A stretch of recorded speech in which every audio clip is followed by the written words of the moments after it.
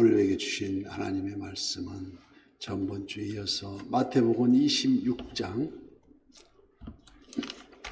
1절에서 16절까지 마태복음 26장 1절에서 16절까지 교독하고 마지막 절은 합독하겠습니다. 예수께서 이 말씀을 다 마치시고 제자들에게 이르시되 너희가 아는 바와 같이 이틀이 지나면 유월절이라 인자가 십자가에 못 박히기 위하여 팔리리라 하시더라. 그때에 대제사장들과 백성의 장로들이 가야바라 하는 대제사장의 관정에 모여 예수를 흉계로 잡아 죽이려고 의논하되 말하기를 밀란이 날까 하노니 명절에는 하지 말자 하더라. 예수께서 베다니나 전자 시몬의 집에 계실 때 한 여자가 매우 귀한 향유 한 옥합을 가지고 나와서 식사하시는 예수의 머리에 부으니 제자들이 보고 분개하여 이르되 무슨 의도로 이것을 허비하느냐? 이것을 비싼 값에 팔아 가난한 자들에게 줄 수 있겠도다 하거늘 예수께서 아시고 그들에게 이르시되 너희가 어찌하여 이 여자를 괴롭게 하느냐? 그가 내게 좋은 일을 하였느니라.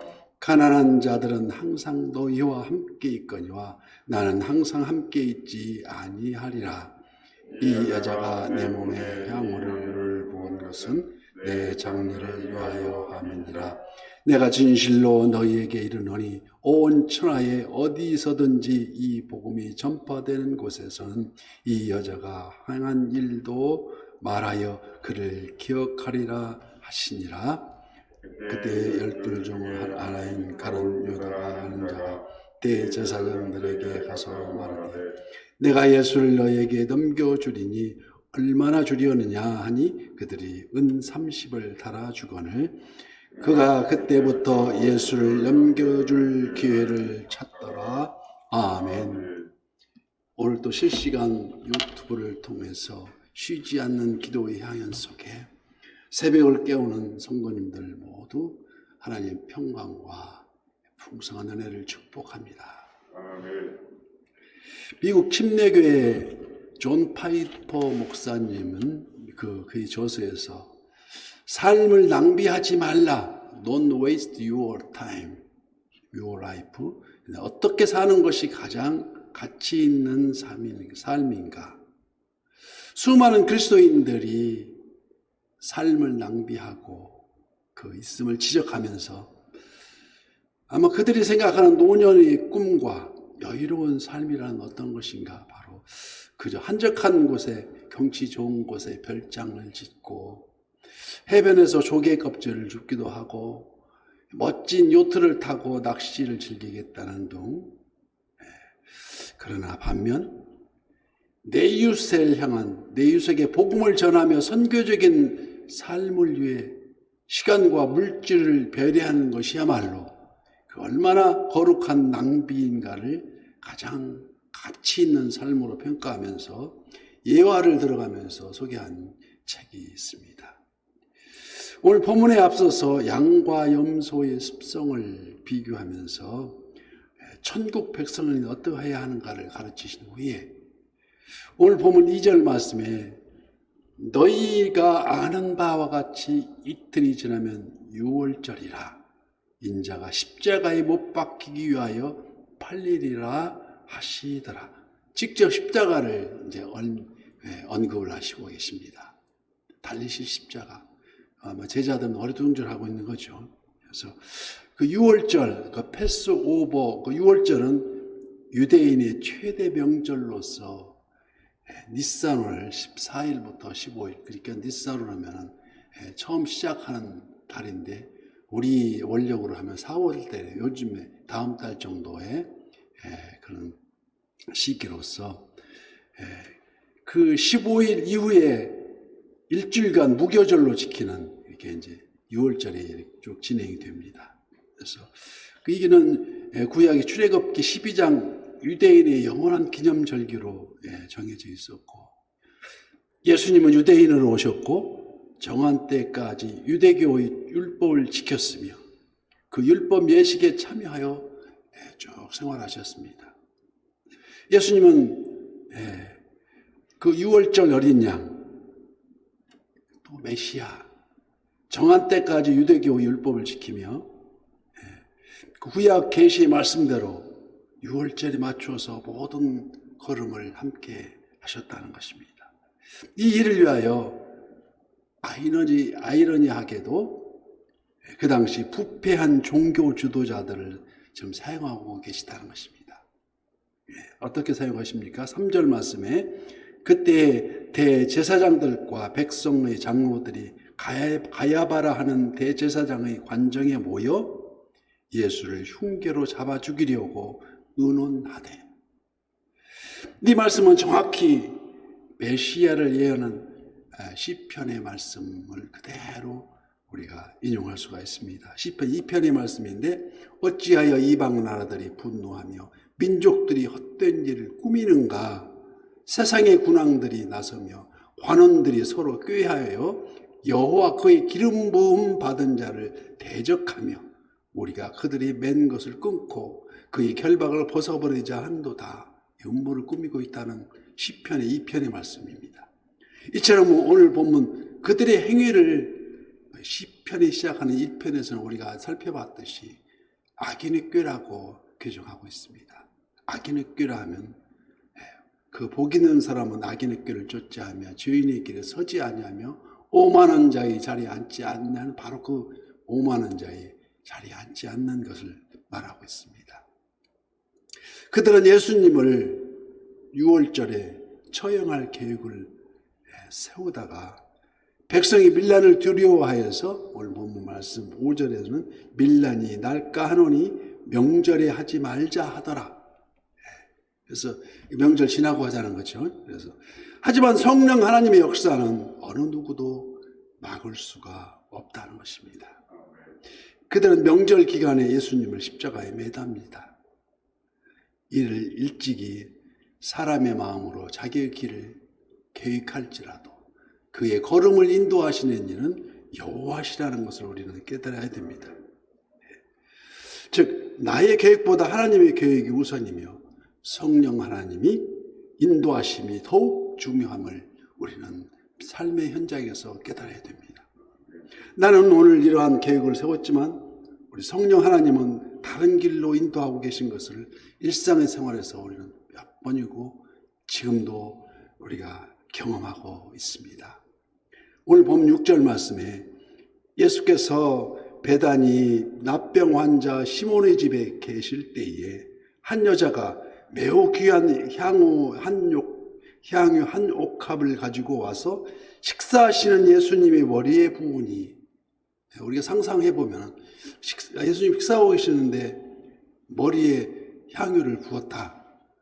그럼 그 식사하시는 음식에 묻혀져서 이렇게 엉망이 되지 않겠느냐? 그게 아니라 유대인의 습성에는 지금도 미국 사람은 이제 옛날에 무역할 때 미국 사람과 같이 대화 나누면서 편안하게 누워 있으면은 꼭 그 유대인의 식사 습관처럼 먹을 때는 항상 우리가 방바닥에서 텔레비 보는 그런 자세입니다. 텔레비 볼 때 비스듬히 누워서 이건 누운 것도 아니고 일어난 것도 아니고 그 상태로 한쪽 팔을 짚으면서 텔레비 보는 그 자세로 먹는 게 유대인의 습관이에요. 그러니까 전혀 그런 상상하고 관계가 없이 유대인의 식사하는 습관을 바라볼 때 그 장면이 그려집니다. 이 향유는 인도산 나드라 불리오는 300데나리온, 장정 한 사람의 품삯이 한 데나리온이라 했으니까 우리 돈으로는 약 4천만 원 정도 그런 아주 값비싼 향유입니다. 그래서 어쩌면 그 여인의 결혼 지참금이었을지도 모르는 그 향유 옥합을 깨뜨려서 그 여인의 뜻밖의 행동에 예수님을 아주 억울해하시면서도 8절 말씀에 제자들이 보고 분개하여 이르되 무슨 일이 의도로 이것을 허비하느냐, 이것을 비싼 값에 팔아 가난한 자들에게 줄 수 있겠도다 하거늘. 제자들의 말입니다. 같은 내용을 기록한 우리 요한복음 복음서에는 12장에는 이 제자가 바로 가룟 유다라고 밝혀주고 있습니다. 그래서 그러나 예수님은 그 십자가 언급을 듣고 행한 이 여인의 행동을 의롭게 여기시고 의롭다고 해석하여 주십니다. 너희가 어찌하여 이 여자를 괴롭게 하느냐? 그가 내게 좋은 일을 하였느니라. 그래서 12절 말씀은 이 여자가 내 몸에 이 향유를 부은 것은 내 장례를 위하여 함이니라고 말씀하십니다. 가난한 자들을 돕겠다는 의도라고 생각하는 듯 보이던 제자들을 마저 사실상 핑계했으며 기실 상식 밖의 일을 자행한 그 여인을 책망하고 있는 것이 아니겠습니까? 이에 예수님이 답변하여 이르시되 11절 말씀, 가난한 자들은 항상 너희와 함께 있거니와 나는 항상 함께 있지 아니하니라고 말씀해 주십니다. 즉 교회와 성도는 늘 가난한 자들을 생각하는 것 같이 생각하는 것이 마땅하다고 생각하듯이 가난한 이웃을 돌보고 찾아가고 작은 정성이라도 표하여 섬겨야 한다는 것은 당연한 일입니다. 그래서 이것이 그리스도인이 마땅한 삶이겠지만 그러나 그보다 더 우선순위가 있는데 그 우선순위는 바로 예수 그리스도의 복음에 참여하는 복음에 진실된 핵심을 아는 것, 복음에 참여하는 것이라고 우리는 생각합니다. 그래서 이 여인은 부지 중에 자기의 가장 귀한 것을 드림으로 예수님이 십자가 죽으심과 장례를 미리 예비하였고 주님의 복음 사역에 참여하는 결과를 낳았다는 것입니다. 그래서 그 값비싼 전혀 예수님한테는 비싸게 여기지 않았고 얼마나 그 예수님을 생각하면 그런 결과를 맺게 되냐는 말씀입니다. 예수님을 뜨겁게 사랑한 나머지 뜨거운 헌신을 드렸고 주님의 복음 사역이 본이 되어서 성경의 기록에 남게 되는 이 여인의 행한 바, 이른바 이를 거룩한 낭비라고 표현하고 있습니다. 마음을 다하여 주님의 몸된 교회에 드려지는 물질, 또 주일학교 새싹들이 자라남을 돌보는 시간과 재능의 헌신, 무시를 당하고 오해를 받으면서도 꾸준히 이어지는 전도, 또한 눈물로 간구하는 아침마다 이 기도, 이 모두가 거룩한 낭비라고 할 수 있습니다. 반면 12제자 중에 한 사람이 가룟 유다는 끝끝내 자기 고정관념을 벗어나지 못하고 어떻게 합니까? 은 30에 예수님을 팔아 넘깁니다. 어이없는 결과를 가져오는데 그가 예수님을 팔아서 받은 그 은 30은 그 당시에 노예 시장에서 한 노예가 팔리는 장정 노예를 판 가격이 은 30에 거래되고 있었습니다. 그가 예수님을 팔아서 받은 그 은 30, 몸값의 6월절 어린 양의 대속의 보혈을 그 사이에 두고 또 새하얀 옥합을 깨뜨린 여인의 극적인 대조를 이루는 것을 우리는 곰곰이 생각해서 깨달아야 된다는 것입니다.